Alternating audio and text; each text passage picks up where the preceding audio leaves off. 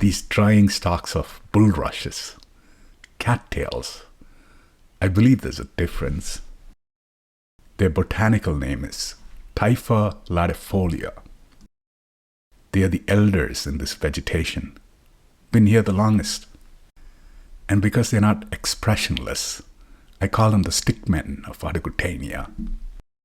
And if we stare too long, we might be tempted to give them each an individual name. Some of these topics, they cannot be pressed on too hard. They're best left in their current state of light humor. Reminds me of a joke that I once heard. It's about the psychiatrist. He goes to see his patient, finds him sitting in a bathtub full of water. He's got a stick in his hand. He leans across, asks him, "Are they biting?" The man looks up and says, "Of course not, you idiot. This is a bathtub. Do you see any fish in here?"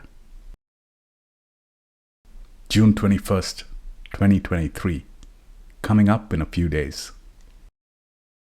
Summer solstice for the northern hemisphere, the longest day in the year. And for the most part, it's a day of celebration.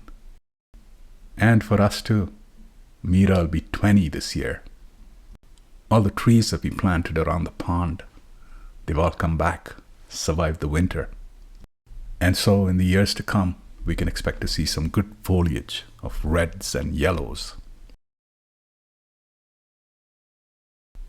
I was just thinking to myself, there's a couple of places that you feel a bit more vulnerable than others. For example, the doctor's office.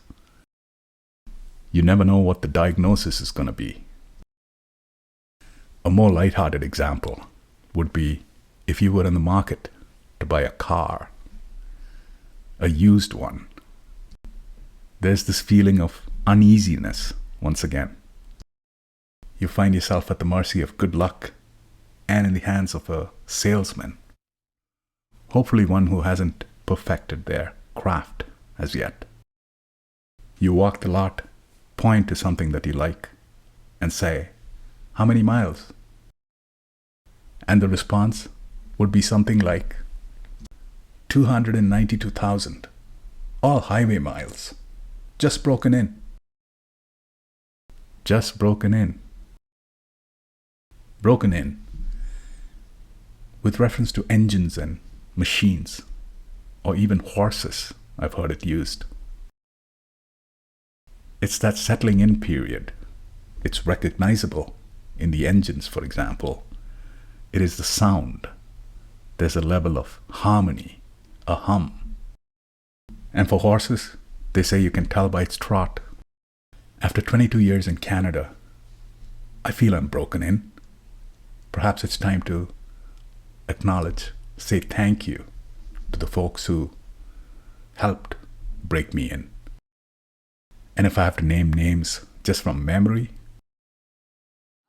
it'll be Ron and Mavis, the late Jim and his wife Susan, the late most affectionate Carol Green and Lyle, George and Lorna, Chris, Mark, Alexis, Wendy and Olav, Rob and Susan, Laura, Warren, Doug.